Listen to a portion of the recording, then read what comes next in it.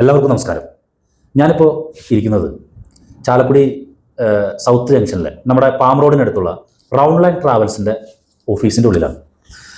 അവിടെ വർക്ക് ചെയ്തുകൊണ്ടിരിക്കുന്നത്, ആ കസേരയിലിരിക്കുന്നത് ഈ റൗണ്ട് ലൈൻ ട്രാവൽസിൻ്റെ ഉടമയായിട്ടുള്ള ഡേവിസ് കൊച്ചാപ്പ് എന്ന് പറയുന്ന കുറ്റിക്കാട്ടുകാരനാണ്.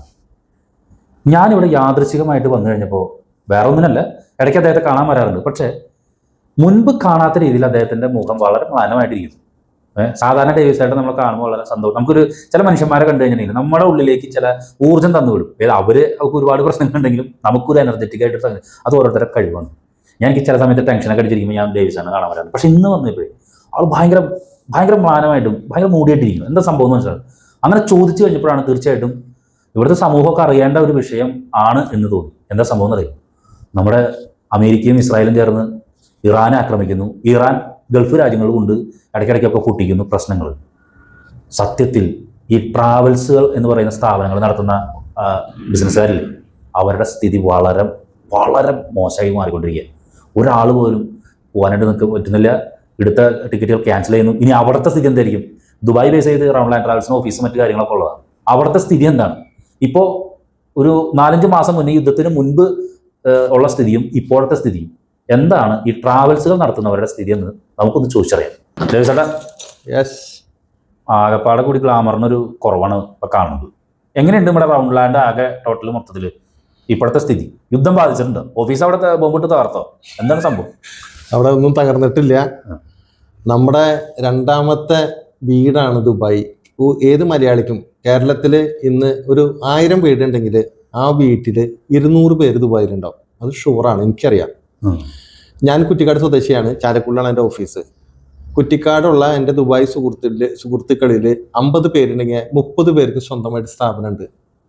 അതൊന്നും വർക്ക് ചെയ്യുന്നില്ല, എല്ലാവരും വീട്ടിലിരിപ്പാണ്.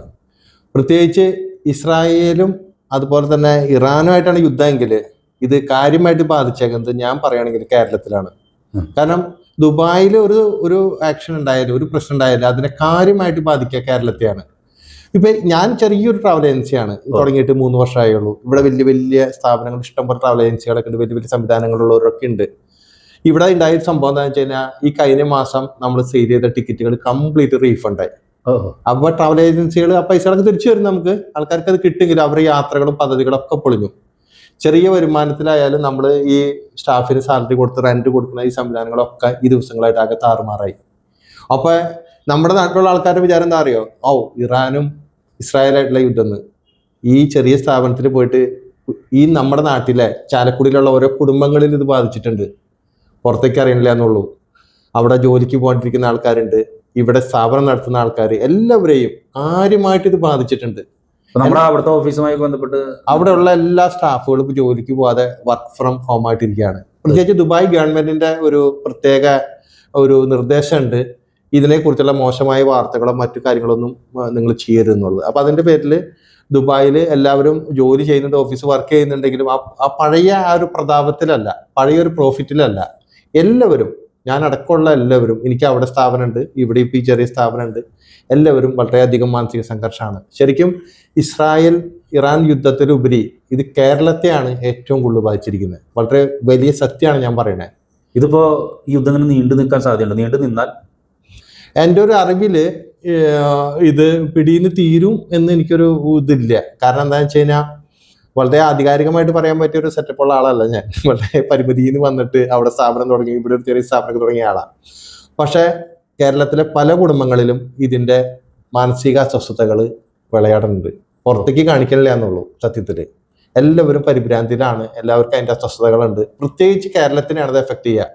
ദുബായ് എന്ന് പറഞ്ഞാൽ, നിങ്ങൾ അവിടെ ദുബായ് പോയവർക്ക് അറിയാം, അവിടെ ഇറങ്ങി ഒരു ചായ കുടിച്ചാൽ മലയാളിയായിരിക്കും, ടാക്സി കയറിയ മലയാളിയായിരിക്കും, മെട്രോ കയറിയ മലയാളിയായിരിക്കും, ബസ്സിൽ കയറിയ മലയാളിയായിരിക്കും. മലയാളി ഇല്ലാത്തൊരു സംഭവമില്ല.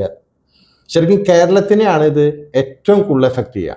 അത് വളരെ നഗ്നമായ സത്യമാണ്. അപ്പോൾ ഇതാണ് റൗണ്ട് ലൈൻ ട്രാവൽസിന് പറയാനുള്ളത്. സംഗതി ആകെ ടോട്ടൽ മൊത്തത്തിൽ പ്രശ്നങ്ങളൊക്കെ ഉണ്ട്. പ്രശ്നങ്ങളില്ല എന്ന് പറഞ്ഞിരിക്കുന്നവർ യുദ്ധം അങ്ങോട്ട് ഇനി കുറച്ചും കൂടി അങ്ങോട്ട് നീണ്ടുപോയി കഴിഞ്ഞിട്ടുണ്ടെങ്കിൽ അറിയാം. എൻ്റെ ഒരു ബ്രദറും ഗൾഫ് രാജ്യങ്ങളിലാണ്. അവൻ കഴിഞ്ഞ ദിവസം ഒരു വീഡിയോ ഇട്ടെന്ന് ഞാൻ കണ്ടിട്ട് ഞെട്ടിപ്പോയി. അതായത് ഒരു ഡ്രോൺ ഇങ്ങനെ പറന്നു പോകുന്നു, വേറൊരു സാധനം വന്നതിനെ അടിച്ചു കളയുന്നു. ഇതിൻ്റെ ഇടയിൽ അങ്ങനെ തഴുകി പോകുന്നെങ്കിലും സ്ഥിതിഗതികൾ അത്ര സുഖകരമല്ല. എന്തായിരുന്നാലും രണ്ടാം വീടായിട്ടുള്ള ദുബായ് ഉൾപ്പെടെയുള്ള ഗൾഫ് രാജ്യങ്ങൾ വലിയ സാമ്പത്തിക ഞെരുക്കത്തിലേക്ക് പോണേക്കാളും മുൻപ് യുദ്ധം ഒന്ന് അവസാനിക്കട്ടെ. ഇതാണ് പറയാനുള്ളത്. റൗണ്ട് ലാൻഡ് ട്രാവൽസിനും ഇതിൽ നിന്ന് മോചനം കിട്ടട്ടെ എല്ലാ ട്രാവൽസുകൾക്കും. നന്ദി, നമസ്കാരം.